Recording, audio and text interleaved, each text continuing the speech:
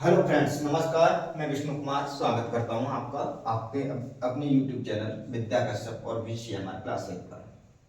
Friends, कल हमने सीखा था परसेंटेज में कुछ बेसिक से कॉन्सेप्ट, जिसमें कुछ नहीं था, सिंपल सा था कि किसी की आय बढ़ जाती है, किसी की आय घट जाती है, या फिर किसी की आय 20% ज़्यादा है तो उसकी किससे कितनी कम होगी, या किसी की आय 25% कम है तो उसकी दूसरे से कितनी ज़्यादा होगी। तो फ्रेंड्स, आज हम उससे थोड़ा सा आगे चलते हुए आगे का कॉन्सेप्ट समझते हैं और टाइप आपको समझ में आएगा। मुझे लगता है कि आपको पिछले दोनों टाइप मैंने जिस तरह से कराए, जैसे उससे पिछली क्लास में हमने कराया था परसेंटेज को भिन्न में बदलना और भिन्न को परसेंटेज में बदलना, तो आप लगातार मुझे लगता है समझते जा रहे हो और मैं यही उम्मीद करता हूँ कि आपको समझ में आ रहा होगा। अगर फिर भी आपको नहीं समझ में आ रहा है तो आप मुझे कमेंट के जरिए पूछ सकते हैं फ्रेंड। चलिए, आज की क्लास हम बिना टाइम बर्बाद किए हुए स्टार्ट करते हैं। तो अगला टाइप कहता है फ्रेंड्स कि जैसे कोई भी वस्तु है उसका मूल्य 20% घट गया।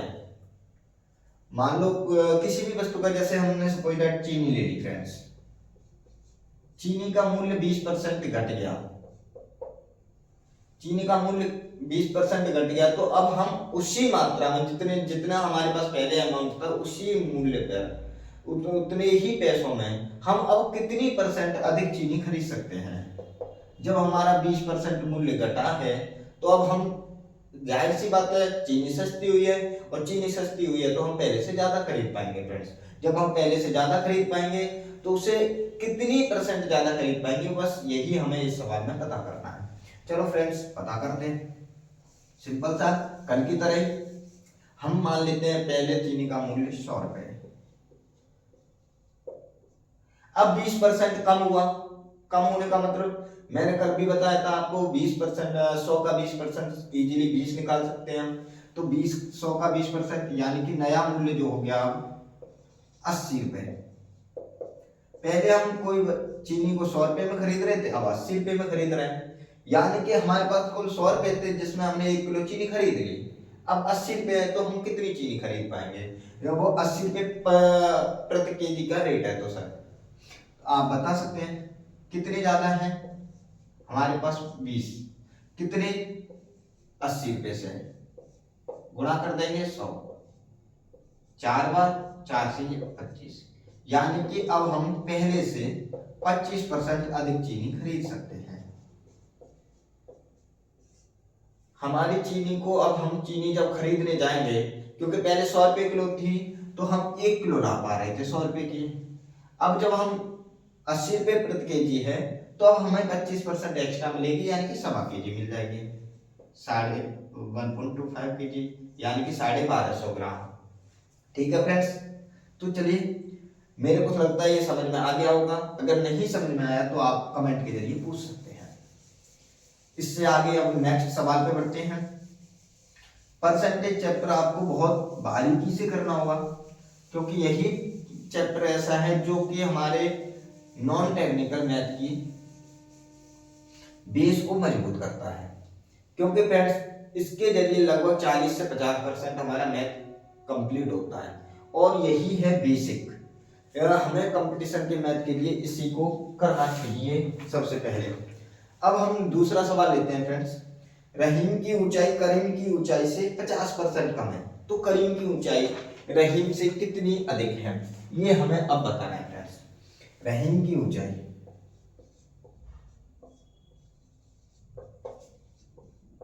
करीम की ऊंचाई,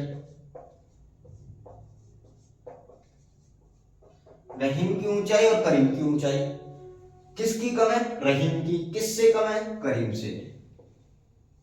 करीम की मान लेते हैं हम 100 सेंटीमीटर, 50% कम है तो सीधा सीधा 100 का 50% कितना होगा? 50, क्योंकि मैंने कल बताया था आपको 100 गुणा 50 100, यानी कि 100 से 100 कट गया तो यानी कि 50। अब करीम की ऊंचाई है फ्रेंड्स, वो रहीम की ऊंचाई है 50 सेंटीमीटर। अब यही पूछा है कि करीम की ऊंचाई कितने परसेंट अधिक है।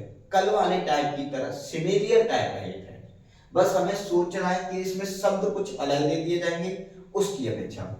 कितनी अधिक है? 50। किससे अधिक है? 50 से, गुणा 100।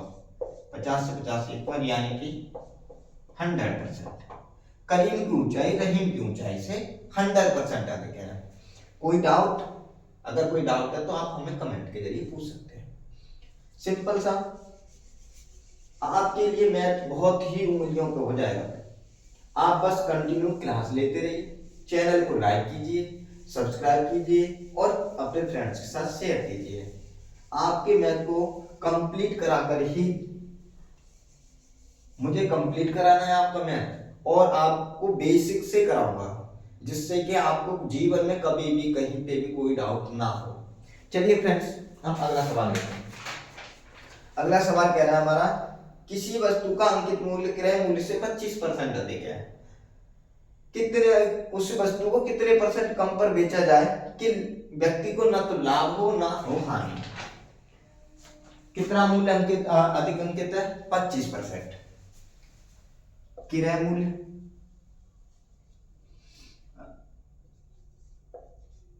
क्रय मूल्य और एक अंकित मूल्य।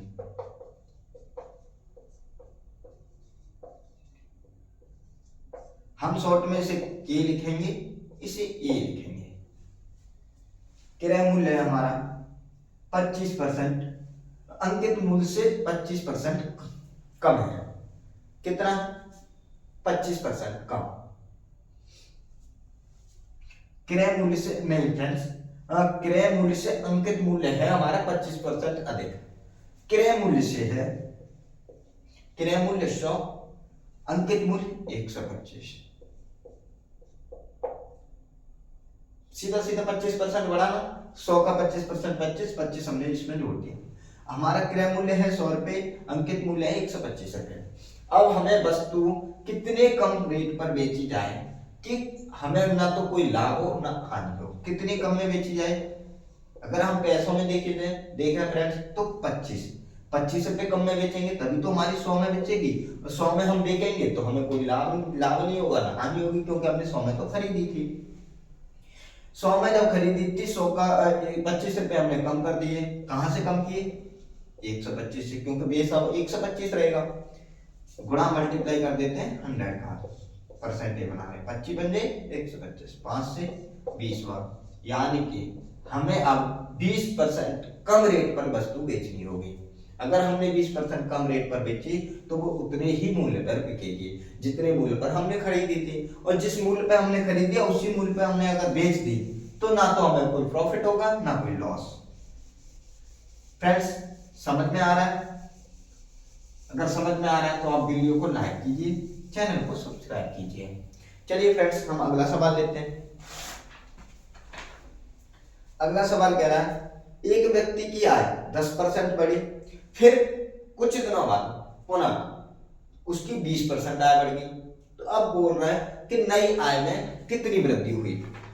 अब जो इस प्रकार व्यक्ति की आय बढ़ी तो उसकी आय में टोटल कितनी वृद्धि हुई। पहले आय मान लो फ्रेंड्स, आपको सवाल समझ में आया? सवाल कह रहा है फ्रेंड्स, किसी व्यक्ति की आय, आय मतलब इनकम, पहले तो 10% बढ़ी, फिर बोल रहा है कि 20% बढ़ी। पहले 10% बढ़ी, फिर 20% बढ़ी, तो टोटल उसकी आय में कितनी वृद्धि हुई। हम सीधा सीधा 10 + 20 करके 30% नहीं कर सकते, ये हो जाएगा हमारा गलत, क्योंकि एक्चुअल में आंसर आप देखोगे, मैं अभी आंसर निकालूंगा तब आपको पता चलेगा कि 10 + 20 करके 30% आंसर नहीं होगा। क्यों नहीं होगा वो अभी हम देखते हैं। ऐसा नहीं करना कि सीधा सीधा पहले 10% बढ़ी है फिर 20% बढ़ गई तो टोटल 30% बढ़ गई। ये ऑप्शन में जरूर मिलेगा फ्रेंड्स आपको, और जब ऑप्शन में मिलेगा तो वहां पे डाउट में नहीं आना, इसे गलत कर देना है पहले ही। अब देखिए कैसे। पहले आय मान लेते हैं हम 100 मैंने क्यों माना, मैंने कल भी बताया था आपको कि 100 एक ऐसी राशि है जिसपे हम परसेंटेज जितना घटाएंगे उतना ही घटेगा, परसेंटेज जितना बढ़ाएंगे उतना ही बढ़ेगा। इसीलिए हम परसेंटेज चैप्टर को 100 मान करके करते हैं, और इसी 100 से हमारा चैप्टर बहुत इजी हो जाता है। हम इसे और तरीके से भी कर सकते हैं, जैसे x मान करके या फॉर्मूला से भी, वो भी हमारे लिए एक लेंथी प्रोसेस होगा। मैं नहीं चाहता कि आपको लेंथी प्रोसेस मिले, बस आपको सिंपल सा एक ही तरीका पता होना चाहिए, ये वो जो कि बेस्ट मेथड है, इस मेथड से आपको सारे सवाल निकालने आसानी से आएंगे। चलिए करते हैं। पहले कितनी आय बढ़ी 10%, यानी कि 100 का मल्टीप्लाई कर दो 110/100। क्यों किया हमने फ्रेंड्स? क्योंकि हम या तो पहले 10% निकाले इसका, यानी कि 110 हो गया, इसका 10% निकाला हमने फ्रेंड्स, 10 हो गया, इसमें हमने 100 जोड़ दिया क्योंकि ये तो आया वो 20 की 110 बढ़ गई है ना। इसी ने बोला ना कि सब आय बढ़ गई, तो बढ़ने के लिए हमने 10 + 100 करके 110 कर दिया। अब बोल रहा है फिर से 20% आय बढ़ी। अब जो आय बढ़ी है वो 20% इस पे नहीं बढ़ी फ्रेंड्स, अब इस पे बढ़ी है, क्योंकि ऑलरेडी ये तो 110 आय इसकी चल रही थी। पहली बार जब आय बढ़ी तो 110 बढ़ने के बाद हो गई ना, अब आय बढ़ेगी तो 110 पे बढ़ेगी, ना कि 100 पे। अगर 100 पे बढ़ती तो हमसे सवाल में स्पेशली बोलता कि पहले वाली आय पे बढ़ी है, और पहले वाली आय पे अगर 20% बढ़ती तो सीधा सीधा आंसर हो जाता 10 + 20 = 30। परंतु ऐसा नहीं है, क्योंकि ये दूसरी आय पे बढ़ी है, इसका 20% निकालेंगे फ्रेंड्स। ये 0 से ये 0, 11 दूनी 22, यानी कि 22 रुपए और इसमें ऐड होगी, टोटल आय होगी हमारी 132। 110 + 22 करेंगे तो अब हमारी 132 रुपए आय हो गई, 132 आय हो गई, और पहले थी हमारी 100, तो कितने परसेंट बढ़ेगी फ्रेंड्स? मैंने बताया था आपको कि जितने ज्यादा उतने परसेंट, यानी कि आंसर होगा सही हमारा 32%। आय कितनी बढ़ गई है? 32%। परंतु फ्रेंड्स मैं ऐसे आपको 2 लाइनों में नहीं बता रहा था, अब इसे सिंपल सा जैसे मैं बता रहा था पहली बार में, वो देख लीजिए। अगर ये वैसे आपको समझ में आ गया होगा, अगर नहीं समझ में आए तो आप कमेंट के जरिए मुझे पूछ सकते हैं।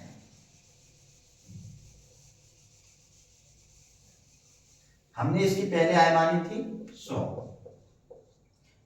100 पे 10% बढ़ा, यानी कि 100% तो ये अपने आप में है ना, कोई भी राशि अपने आप में 100% होती है, चाहे वो 100 ही क्यों हो, चाहे वो 50 हो, चाहे 10 हो, ये अपने आप में 100% है। जैसे कि कोई भी एक बुक है, वो अपने आप में 100% है। अगर हम कहें कि हमारी पुलिस का सिलेबस अगर हम पुलिस का सिलेबस देखें फ्रेंड्स, तो सिलेबस में हिंदी भी आती है, जीके भी आती है, जीके जीएस भी आती है, मैथ भी आता है, रीजनिंग भी आती है, यानी कि ये 4 सब्जेक्ट और एक आध सब्जेक्ट मिला करके इस जीके जीएस में साइंस भी इंक्लूड हो जाती है, ये सभी मिला करके पुलिस का 100% सिलेबस हुआ। परंतु अगर हम केवल मैथ की बात करें तो मैथ अपने आप में तो ये अकेली 100% बुक है ना, तो ऐसे ही कोई भी राशि फ्रेंड्स अपने आप में 100% होती है, तो ये अपने आप में 100% है। अब इस पे बोल रहा है कि 10% बढ़ी, यानी कि 100 तो था, 10% बढ़ी, यानी कि 110%, सीधा सीधा 110% निकालेंगे। क्यों निकालेंगे?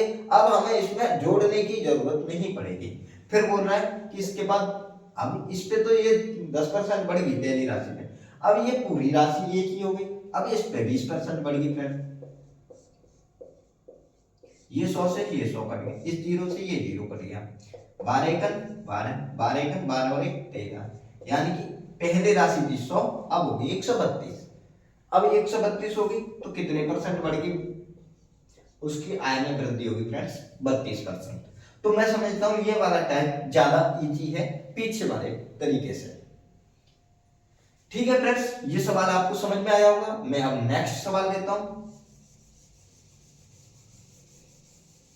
वीडियो को साथ ही साथ लाइक करते चलिए, शेयर भी करते चलिए, जिससे कि मुझे भी थोड़ा सा। चलो फ्रेंड्स, हम 2 सवाल एक ही साथ लिख लेते हैं, ये पेपर हमें सवालों का उठाना नहीं पड़ेगा बार बार। किसी मजदूर की मजदूरी बोल रहा है कि पहले 20% बढ़े, पहले तो 20% की वृद्धि हुई, फिर बोल रहा है कि -10% की कमी हुई। पहले सवाल में बोल रहा है कि मजदूर की मजदूरी पहले तो 20% बढ़ी, फिर दोबारा में 10% उसकी मजदूरी घट गई, तो अब उसकी नई आय में और पुरानी आय में कितने परसेंट का डिफरेंस रहा? अंतर केवल इतना ही पूछा कि नई आय और पुरानी आय में कितने परसेंट का अंतर है। दूसरा सवाल है, चलो मैं दूसरा सवाल वैसे ओरली बोल दूंगा, मैंने पढ़ लिया, उसे आगे बोल दूंगा। तो फ्रेंड्स सिंपल सा, जैसे आपने भी पिछला सवाल किया, मजदूरी पहले मान लेते हैं हम 100 मान लिया, बोल रहा है कि 20% बढ़ गई, कितनी बढ़ गई 20%, यानी कि 120/100, 120/100। अब बोल रहा है कि 10% घट गई। अब ये राशि, पहले तो ये राशि 100% थी, अब ये बढ़ने के बाद अपने आप में ये राशि 100% है, क्योंकि घटा बढ़ी अब इस राशि पे होगी। जैसे कि हमने पिछले सवाल में देखा था, बढ़ी थी हमारी राशि 110 पे पिछले सवाल में, अब यहाँ पे भी 120 निकलेगा, 100 से 100 कटने के बाद 120 निकलेगा। अगर घटेगी भी तो हमारी अब 120 से घटेगी ना फ्रेंड्स, ना कि 100 से। तो इसीलिए अब यहाँ पे 10% घट गई, यानी कि 90/100। ये 90 हमने कहां से लिया, क्योंकि ये राशि अब अपने आप में 100% है। 0 से 0, ये 2 0 से ये 2 0, 12 × 108।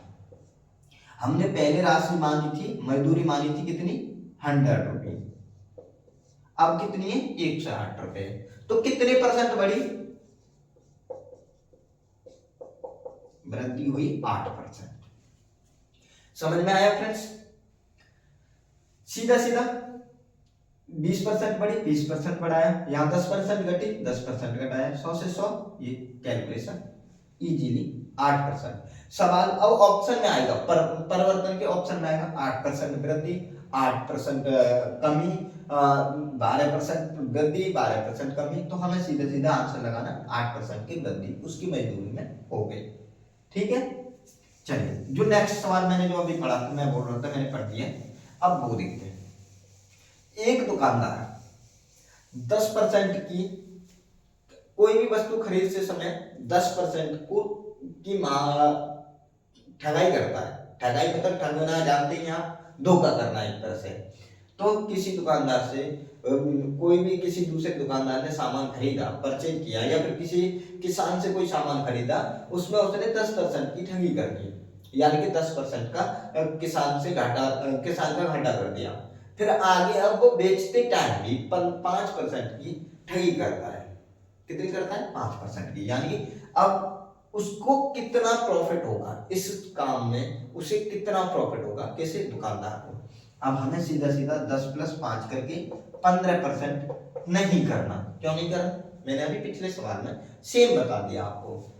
10 और 5% 15% करके ये सवाल हो जाएगा हमारा गलत। पहले वो 10% को ठगता है, यानी कि कोई भी दुकानदार है 10% उसने पहले खरीद से समय ठगा, फिर 5% ठगा, यानी कि उसे तो दोनों जगह 10% का और 5% का प्रॉफिट हुआ।